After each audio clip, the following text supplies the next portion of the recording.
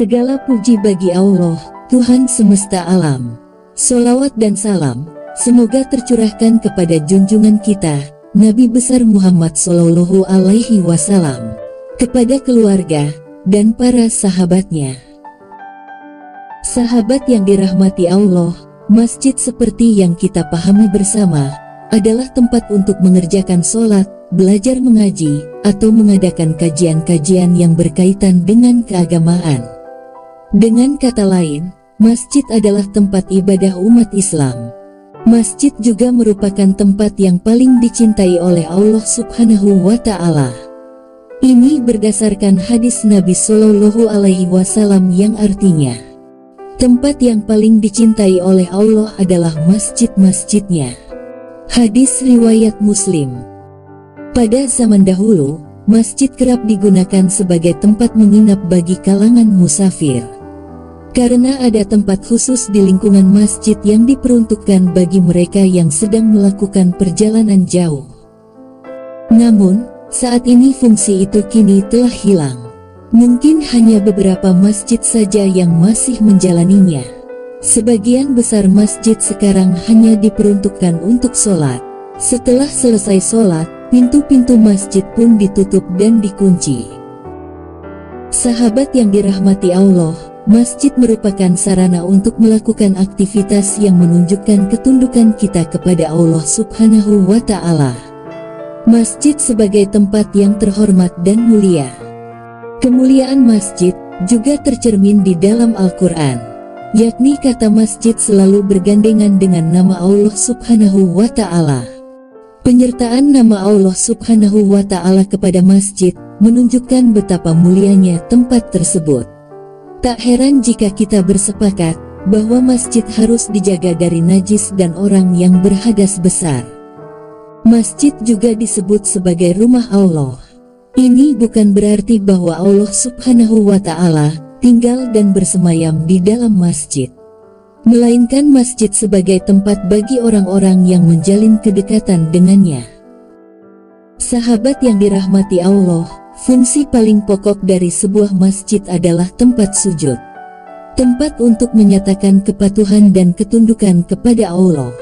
Kepatuhan dan ketundukan itu tidak hanya sholat, tetapi semua jenis kegiatan yang mencerminkan penghambaan kepada Allah Subhanahu wa Ta'ala.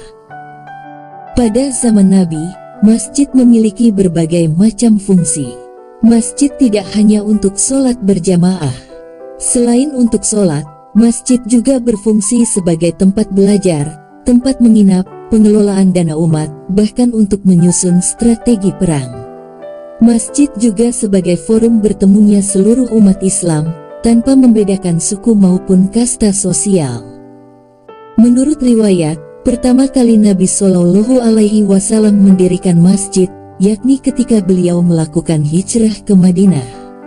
Dari masjidlah beliau menanamkan dua hal pokok dalam satu tempat, yakni penghambaan total kepada Allah dan kemaslahatan umat.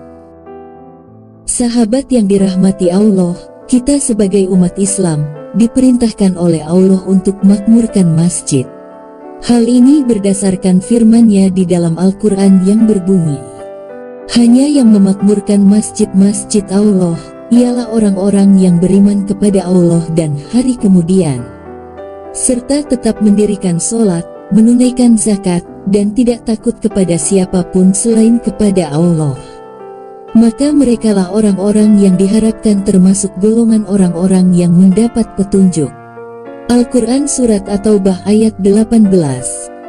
Dari ayat tersebut bisa dipahami bahwa orang-orang yang akan memakmurkan masjid adalah mereka yang beriman kepada Allah Subhanahu wa Ta'ala, beriman kepada hari akhirat, menegakkan sholat, menunaikan zakat, dan hanya takut kepada Allah Subhanahu wa Ta'ala. Kemudian, apa yang dimaksud dengan memakmurkan masjid? Memakmurkan masjid adalah membangun masjid, memperindah atau memperkokoh bangunannya secara fisik, dan melaksanakan ketaatan kepada Allah Ta'ala, seperti sholat dan berzikir kepadanya, serta kegiatan belajar mengajar kitab suci, serta yang senada di dalam masjid tersebut. Allah memberikan kelebihan kepada orang yang istiqomah memakmurkan masjid dengan memberikan beberapa hal yang diantaranya adalah: pertama, dibangunkan rumah di surga. Yang kedua, orang yang memakmurkan masjid akan diberikan ketenangan dan rahmat oleh Allah Subhanahu wa Ta'ala. Ketiga, diberikan cahaya sempurna di hari kiamat. Keempat, dihapus segala kesalahan dan diangkat derajatnya.